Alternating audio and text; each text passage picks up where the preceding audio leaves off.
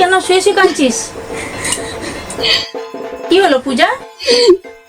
পূজার দিনে কাঁদছিস কেন? কেউ কিছু বলেছে তোকে?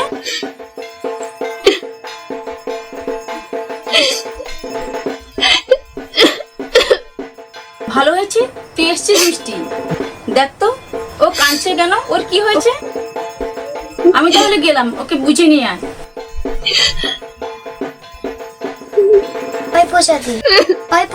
পূজাদি মন খারাপ করে শুয়ে আছিস কেন? চল মণ্ডপে চল। আমার ভালো লাগছে না, তুই যা। ওই শোন, দেখেছিস অনির্বাণদা এসেছে? হ্যাঁ জানি, একটু আগেই মণ্ডপে গেছিলাম।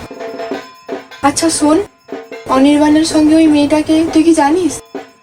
ও বুঝেছে তোর মন খারাপের কারণটা। দেখ, অনির্বাণদা তো আর এখানে থাকে না, বাইরে থেকে পড়াশুনো করছে, কলেজে পড়ে। তার গার্লফ্রেন্ডও তো থাকতে পারে।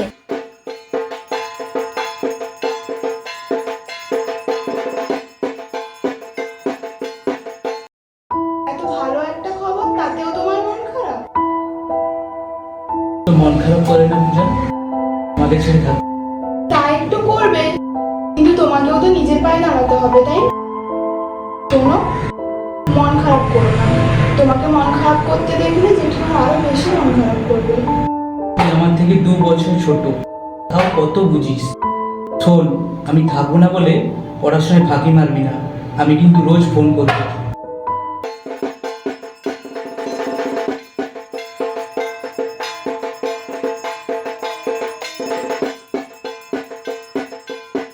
চল।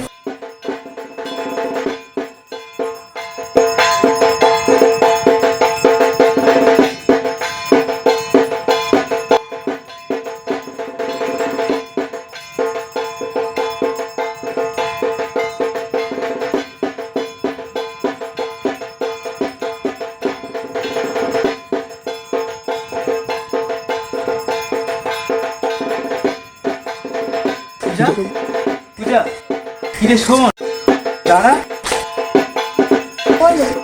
সকালে তোর মার সাথে দেখা হলো, তোর মাকে যে বললাম তোকে একবার আসতে, কই এলি না তো?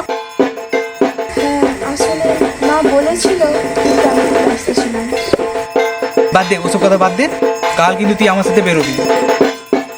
আচ্ছা, যদি পারি তাহলে নিশ্চয়ই বেরোবো। একটু আসছি। অনির্বাণ, এটাই বুঝি পূজা?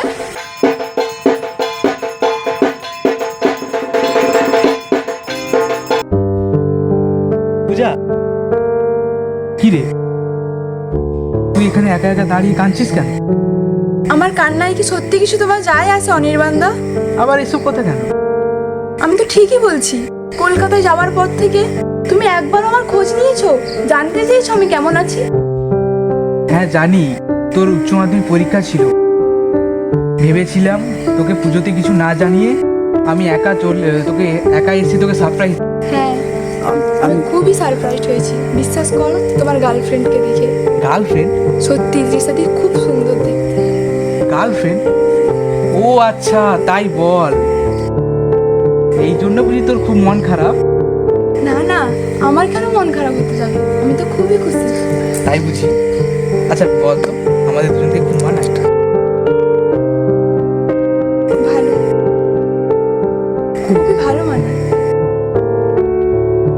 কিন্তু আমার তো তা মনে হয় না। আমার তো মনে হয় আরো একজন কেউ আছে যাকে আমার কাছে আরো বেশি মালুম। আরো একজন? আরো একজন কি অনির্বাণদা? আয়, তুই আমার সাথে।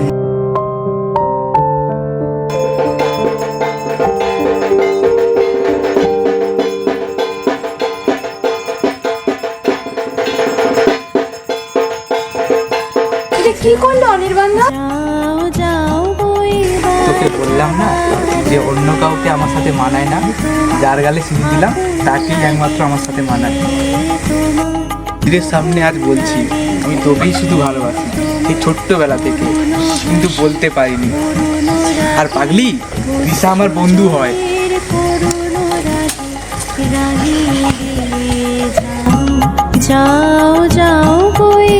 যাই হোক, পাগলটা এতদিনে নিজের মনের কথাটা বলতে পারলো। যাও যাও কইবার যাবার আগে